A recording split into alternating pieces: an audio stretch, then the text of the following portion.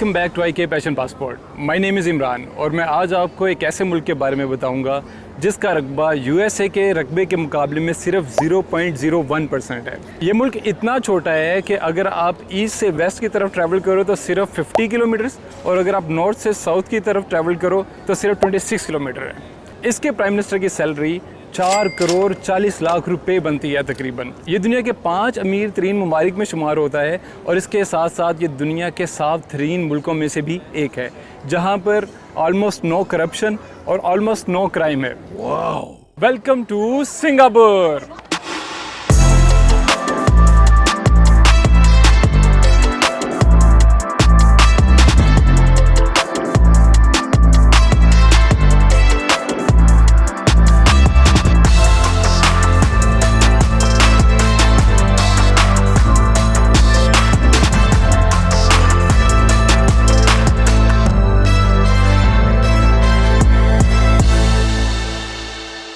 आज की इस वीडियो में मैं आपको सिंगापुर की खूबसूरत हिस्ट्री भी बताऊंगा। ये बताऊंगा कि ये कैसे इतना सक्सेसफुल बना और उसके साथ साथ मैं आपको सिंगापुर के अंदर वो टूरिस्ट अट्रैक्शन पॉइंट दिखाऊंगा जहां पर लोगों के हाथ उठे और मुंह खुले के खुले रह जाते हैं।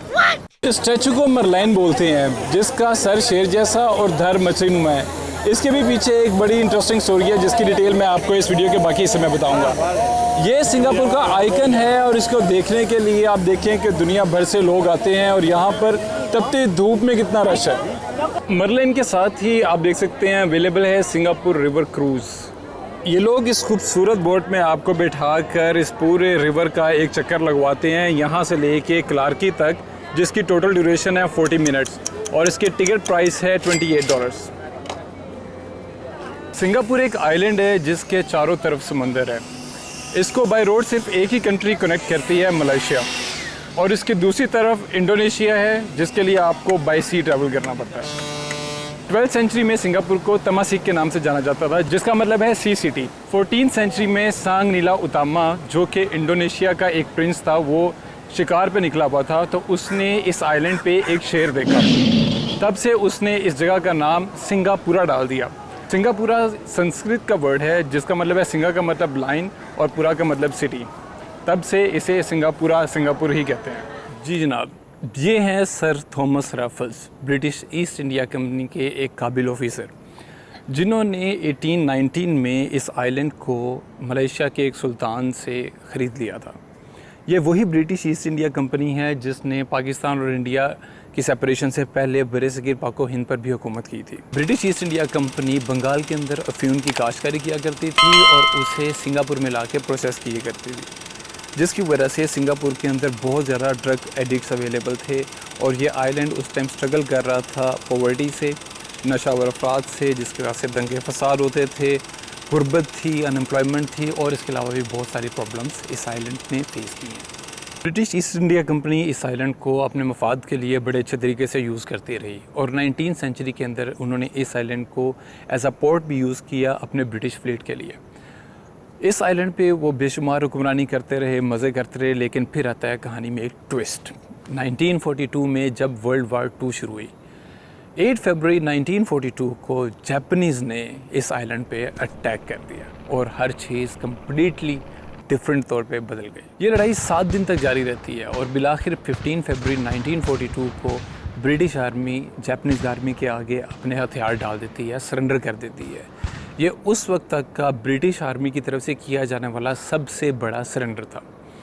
फिर जापानीज़ इस आइलैंड पे तकरीबन 3.5 साल हुकूमत करते हैं, लेकिन इस दौरान वो इस आइलैंड के लोगों पर इंतहा का जुल्म करते हैं। कैदियों को ज़िंदा जला दिया जाता है, उनके ऊपर बेशुमार तशद्दुद किए जाते हैं, उन्हें फोर्स लेबर के तौर पर इस्तेमाल किया जाता है। तो जो सिंगापुर के उस वक्त के जो लोग थे वो जापानीज़ की गवर्नमेंट से बेशुमार तंग थे। फिर आया कहानी में एक और ट्विस्ट। तो हुआ कुछ यूँ कि 6 अगस्त 1945 को अमेरिका जापान पे एटम बम गिराता है।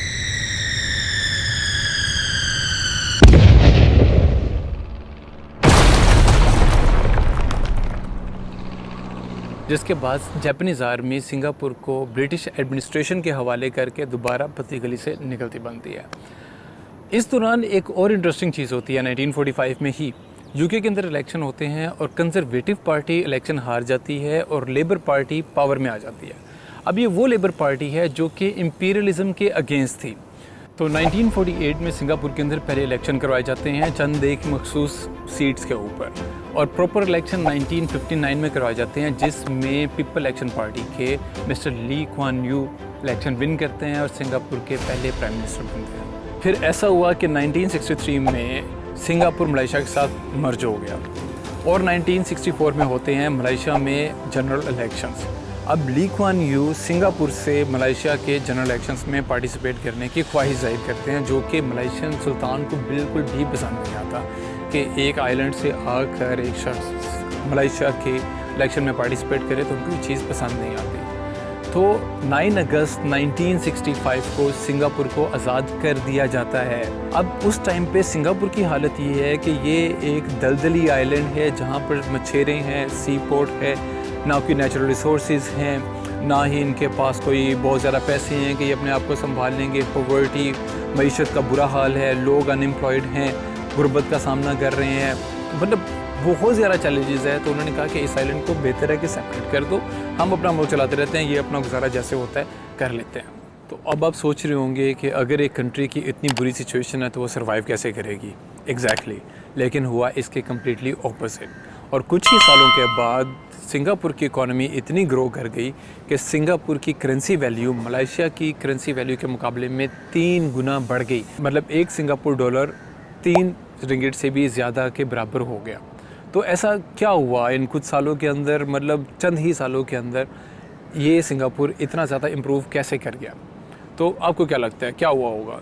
कि जी ये ली क्वान यू साहब गए होंगे IMF के पास और उन्होंने जाके बोला होगा कि जी देखें मैं भिखारी नहीं हूँ, मजबूरी है, हालात ऐसे हैं, करना पड़ता है मुल्क की खातिर। तो IMF ने कहा कि ठीक है, ओके, इतने पैसे ले लो और जाओ तुम एक अपनी अच्छी इकॉनमी इस्टेब्लिश कर लो। ऐसा कुछ भी नहीं हुआ। इसका सारा क्रेडिट जाता है सिंगापुर के prime minister Lee Kuan Yew को। उस टाइम उन्होंने अपनी फैमिली के स्विस अकाउंट बनाने के बजाय सिंगापुर के अकाउंट्स को बेहतर करने के बारे में सोचा और सिंगापुर की इकॉनमी को मज़ीद बेहतर करने के लिए उन्होंने कुछ बेहतर इक़दामात किए, जो कि कुछ इस तरीके से हैं। उन्होंने पेट्रोल की प्राइसेस इंक्रीज़ कर दी।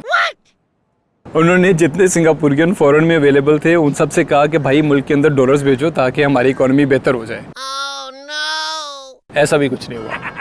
तो मिस्टर ली क्वान यू ने यूज़ की अपनी बेहतरीन इंटेलिजेंस और लीडरशिप एबिलिटीज़ और उन्होंने कुछ ऐसी पॉलिसीज़ इंट्रोड्यूस करवाई कि जिसके बाद सिंगापुर तरक्की की राह पर गामज़न हो गया और आज जहाँ पर है वो उनकी बनाई हुई पॉलिसीज़ का नतीजा है। तो पॉलिसीज़ के नतीजे में उनकी फैमिली के स्विस अकाउंट नहीं बन गए, ना ही उन्होंने कोई करप्शन की, बल्कि उन्होंने अपने मुल्क के बारे में सोचा और अपनी जनरेशन्स को एम्पावर करने के बजाय उन्होंने अपने पूरे मुल्क की जनरेशन्स को एम्पावर किया। तो ये पॉलिसीज़ क्या थी? उन्होंने आसियान की बुनियाद रखी, जिसका मतलब है the Association of South East Asian Nations, जिसका हिस्सा थे मलेशिया, इंडोनेशिया, फिलीपींस, थाईलैंड और Singapore. The purpose was to collaborate in economic, social, culture, technical, educational and other fields. तो ठीक है, पीस आपने मेंटेन कर लिया नेबरिंग कंट्रीज से, लेकिन इसका मतलब ये तो नहीं है कि अब आपको डिफेंस के लिए किसी आर्मी की ज़रूरत नहीं है। डेफिनेटली है। अब छोटा सा आइलैंड है, कुछ लाख लोग हैं उसके अंदर, आप कितने लोग आर्मी में भर्ती कर लोगे? तो उन्होंने एक इंतहाई इम्पोर्टेंट स्ट्रेटजी इंट्रोड्यूस करवाई। वो स्ट्रेटजी कुछ इस तरीके से थी कि मुल्क का हर लड़का जब 18 साल का होगा उसे नेशनल सर्विस के लिए आना होगा। नेशनल सर्विस क्या है कि वो 2 साल के लिए आर्मी ट्रेनिंग के लिए आएगा, अपनी एजुकेशन छोड़ के, सब कुछ छोड़ के। कब? जब वो 18 साल का होगा।